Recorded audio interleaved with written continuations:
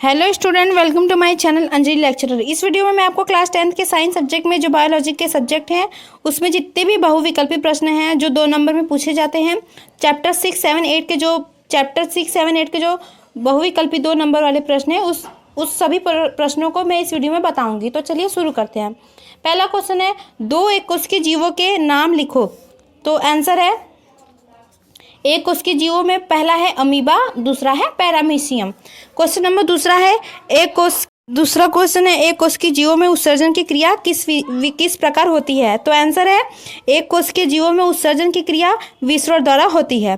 तीसरा क्वेश्चन है, विक्र के अतिरिक्त 2 सहायक उत्सर्जी अंगों के नाम लिखिए। तो आंसर है विक्र के अतिरिक्त 2 सहायक उत्सर्जन अंग है। पहला है त्वचा और दूसरा है यकृत। क्वेश्चन नंबर चौथा है, मूत्र निर्माण की प्रक्रिया के केवल नाम लिखिए। तो पहला मूत्र निर्माण की प्रक्रिया, आंसर है मूत्र निर्माण की प्रक्रिया है पहला छनन, दूसरा वर्णात्मक पुनः अवशोषण, तीसरा है नलिका श्रावण। क्वेश्चन नंबर 5वां है, पादपों की उस प्रक्रिया का नाम लिखिए जिससे जलवाष्प के रूप में जल लुप्त होता है। तो आंसर है वाष्पोत्सर्जन। क्वेश्चन नंबर 6वां है, पादप में प्रकाश संश्लेषण के विलेय उत्पादों का स्थानांतरण करने वाले ऊतक का नाम लिखिए। तो उत्तर है फ्लोएम। ठीक। क्वेश्चन नंबर 7वां है, पोषण के आधार पर जीवों को कितने समूहों में बांटा गया है। तो इसका आंसर है पोषण के आधार पर जीवों को 2 समूहों में बांटा गया है। पहला है स्वपोषण, पहला है स्वपोषी पोषण, दूसरा है विषमपोषी पोषण। क्वेश्चन नंबर 8वां है, पादपों में जल और खनिज का स्थानांतरण करने वाले ऊतक का नाम लिखिए। तो क्या है आंसर, जाइलम ऊतक। और क्वेश्चन नंबर 9वां है, एक परजीवी पुष्पी पादप का नाम बताइए। तो क्या है, अमर बेल। क्वेश्चन नंबर 10वां है, हमारी पेशी कोशिका में अवयवी श्वसन के उत्पादन का नाम बताइए। तो आंसर इसका है लैक्टिक अम्ल तथा ऊर्जा। क्वेश्चन नंबर 11वां है, कौन सी शिरा में शुद्ध रक्त पाया जाता है। इसका उत्तर होगा पल्मोनरी शिरा में। क्वेश्चन नंबर 12वां है, हृदय के किस भाग में पहला क्या क्वेश्चन है, शुद्ध रक्त और दूसरा अशुद्ध रक्त प्रवेश करता है, यानी हृदय के किस भाग में शुद्ध रक्त या अशुद्ध रक्त प्रवेश करता है। तो पहला है शुद्ध रक्त कहाँ प्रवेश करता है, बाएं अलिंद में, और अशुद्ध रक्त प्रवेश करता है दाहिने अलिंद में।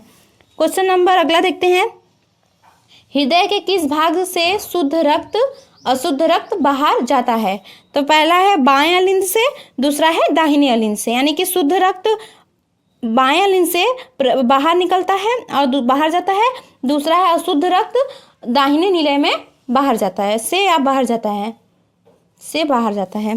क्वेश्चन अगला देखते हैं, ताप नियमन, ग्लूकोज मात्रा का नियमन, सोडियम पोटेशियम का नियमन एवं जल की मात्रा का नियमन किस क्रिया द्वारा संपन्न होता है। तो इसका उत्तर है यह परासरण नियंत्रण क्रिया द्वारा संपन्न होता है। अगला क्वेश्चन देखते हैं, एंजाइम पेप्सिन तथा लाइपेज किस माध्यम से सक्रिय रूप से क्रिया करता है। तो आंसर है अम्लीय माध्यम में। अगला क्वेश्चन देखते हैं, जनन किसे कहते हैं। ये भी 2 नंबर के प्रश्न में आते हैं, जनन किसे कहते हैं या जनन के प्रकारों के नाम लिखिए।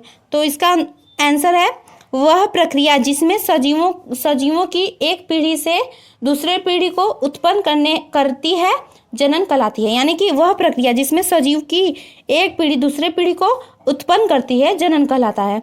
जनन के 2 प्रकार होते हैं, पहला है अलैंगिक जनन और दूसरा है लैंगिक जनन। अगला क्वेश्चन देखते हैं, बीज का निर्माण पुष्प के किस भाग में होता है। तो इसका उत्तर है क्वेश्चन क्या पूछा है, बीज का निर्माण पुष्प के किस भाग में होता है।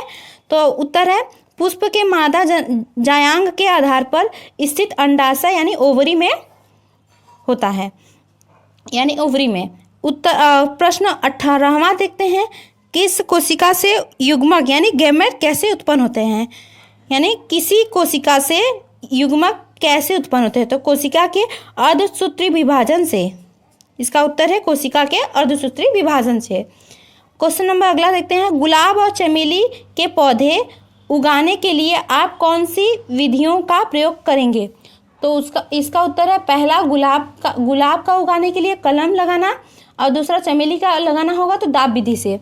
क्वेश्चन नंबर 20 वाला देखते हैं, नर एवं मादा युग्मक को सामान्यतः क्या कहते हैं? तो नर युग्मक को शुक्राणु यानी स्पर्म तथा मादा युग्मक को अंडाणु यानी ओयुम कहते हैं।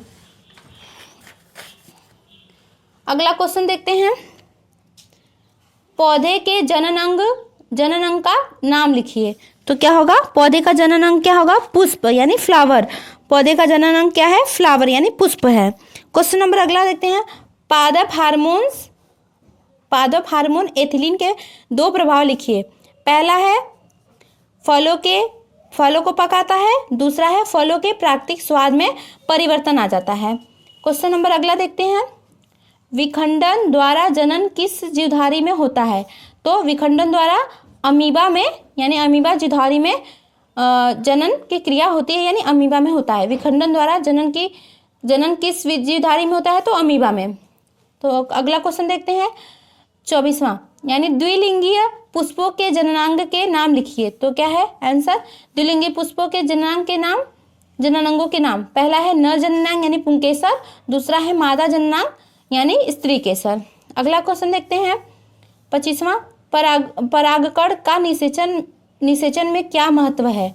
तो इसका उत्तर है परागकण नर युग्मक का निर्माण करते हैं।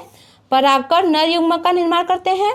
परागकण परागनलिका के द्वारा अंडाशय तक पहुंचता है और अंड से संयुग्मन होकर युग्मनज बनाता है, जिसके विभाजन से नए पौधे का जन्म होता है। क्वेश्चन नंबर अगला देखते हैं, मानव में निषेचन क्रिया अंग में होती है। मानव में निषेचन क्रिया अंग में होती है अंडवाहिनी अंग में यानी फैलोपियन ट्यूब में। अगला क्वेश्चन है, जनन की परिभाषा लिखिए। तो जनन की परिभाषा क्या होगी? जीवधारियों द्वारा अपने समान ही अन्य जीवधारियों के उत्पन्न करने की क्रिया को जनन कहते हैं। ठीक है, जीवधारियों द्वारा अपने समान ही अन्य जीवधारियों के उत्पन्न करने की क्रिया जनन कहते हैं। क्वेश्चन नंबर 28वां है, युग्मनज कैसे बनता है? तो इसका उत्तर देख लीजिए, एक नर युग्मक अथवा शुक्राणु तथा एक मादा युग्मक अथवा अंडाणु के संयोजन से युग्मनज बनता है। क्वेश्चन नंबर अगला देखते हैं, मानव मादा जनन अंग कौन कौन से होते हैं? मानव मादा जनन अंग कौन कौन से होते हैं? पहला है एक जोड़ी अंडाशय, दूसरा अंडवाहिनी, तीसरा योनि, चौथा गर्भाशय, 5वां योनि द्वार। क्वेश्चन नंबर अगला देखते हैं, अंडोत्सर्ग किसे कहते हैं? तो इसका आंसर है मादा के वयस्क होने पर प्रत्येक 28 दिन में एक अंडा उत्सर्जित होता है, यह क्रिया अंडोत्सर्ग कहलाती है। क्वेश्चन नंबर अगला देखते हैं, किसी कोशिका के किस प्रकार में विभाजन युग्मक उत्पन्न होते हैं? तो क्या होगा आंसर? अर्धसूत्री विभाजन से। संयुग्मज और समयुग्मजी और विषम युग्मजी में अंतर बताइए। तो समयुग्मजी का और विषम युग्मजी में अंतर क्या है? समयुग्मजी है, इसमें जीन के दोनों एलील समान होते हैं, जैसे कैपिटल टी या स्मॉल टी। और विषम युग्मजी, इसमें जीन के दोनों एलील असमान होते हैं, जैसे कैपिटल टी और स्मॉल टी। क्वेश्चन नंबर अगला देखते हैं, कोशिका में जीन कहाँ पर स्थित होते हैं? तो इसका आंसर होगा जीन गुणसूत्रों पर पाए जाते हैं। क्वेश्चन नंबर अगला है, जीन विनिमय किस प्रकार के कोशिका विभाजन में होता है? तो इसका आंसर है जीन विनिमय का संबंध अर्धसूत्री विभाजन की प्रक्रिया से होता है। क्वेश्चन नंबर अगला देखते हैं, डीएनए का पूरा नाम लिखिए। तो डीऑक्सी राइबो न्यूक्लिक एसिड। आपको 2 नंबर में ऐसे ही सारे प्रश्न पूछेंगे, तो इसलिए मैं आपको इस वीडियो में सारे बहुविकल्पी प्रश्न को बता रही हूँ। तो क्वेश्चन अगला देखते हैं, 2 जीवों के नाम लिखिए जो उत्पन्न होते हैं। 2 जीवों के नाम लिखिए जो उत्पन्न होते हैं। तो पहला बीजाणुओं द्वारा और मुकुलन द्वारा। तो बीजाणुओं द्वारा क्या उत्पन्न होता है? म्यूकर और राइजोपस। और दूसरा है मुकुलन द्वारा, तो मुकुलन द्वारा हाइड्रा, ईस्ट और स्पंज उत्पन्न होते हैं। क्वेश्चन नंबर अगला देखते हैं, उस पादप का नाम लिखिए जिस पर मेंडल ने प्रयोग किया था। तो वो किस पे, मेंडल ने किस पे प्रयोग किया था? तो मटर पे, मटर के पौधे पर प्रयोग किया था। क्वेश्चन नंबर अगला है, डीएनए के संरचनात्मक मॉडल को किसने प्रस्तुत किया? तो डीएनए के संरचनात्मक मॉडल को वाटसन और क्रिक ने प्रस्तुत किया। क्वेश्चन नंबर अगला है, मानव कोशिका में अलिंगी तथा लिंगी गुणसूत्रों की संख्या कितनी होती है? तो मानव कोशिका में 23 जोड़ी अर्थात 46 गुणसूत्र होते हैं, जिसमें 22 जोड़ी अर्थात 44 अलिंगी गुणसूत्र तथा 23वां जोड़ा अर्थात 2 लिंगी गुणसूत्र होते हैं। क्वेश्चन नंबर अगला देखेंगे, कौन सा एंजाइम सभी प्राणियों पर क्रिया करते हैं? तो वो एंजाइम है ट्रिप्सिन। और अगला क्वेश्चन, जीन कहाँ पर स्थित होते हैं? तो जीन क्रोमोसोम पर। अगला क्वेश्चन 42वां देखते हैं, क्या पूछा है? रेट्रोवायरस क्या है? तो इसका आंसर क्या है? रेट्रोवायरस क्या है? तो जिस वायरस में आरएनए अनुवांशिक पदार्थ होता है उस वायरस को रेट्रोवायरस कहते हैं, जैसे एड्स का विषाणु। क्वेश्चन नंबर अगला है 43वां, क्या पूछे? 43वें क्वेश्चन में क्या है? डीएनए में कितने प्रकार के नाइट्रोजनी क्षार विद्यमान होते हैं, उनके नाम बताइए। तो इसका आंसर है डीएनए में 2 प्रकार के नाइट्रोजनी क्षार होते हैं। डीएनए में 2 प्रकार के नाइट्रोजनी क्षार होते हैं, जैसे प्यूरिन व पाइरीमिडीन। अगला क्वेश्चन है 44वां, आरएनए में पाए जाने वाले 4 नाइट्रोजनी बेसों का नाम बताइए। पहला है एडेनिन, गुआनिन, साइटोसिन एवं यूरेसिल। क्वेश्चन नंबर अगला देखते हैं, समजात अंगों को परिभाषित कीजिए। तो समजात अंगों को, ये भी 2 नंबर में क्वेश्चन हर बार पेपर में पूछते हैं।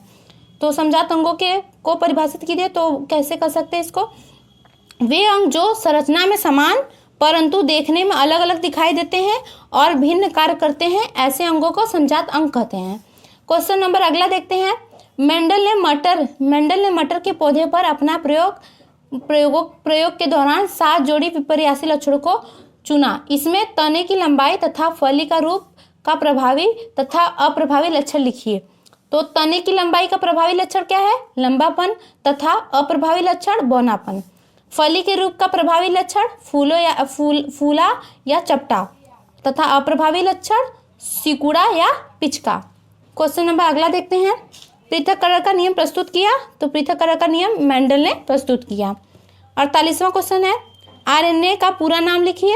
तो ऑक्सी राइबोस न्यूक्लिक एसिड। अगला क्वेश्चन, मेंडल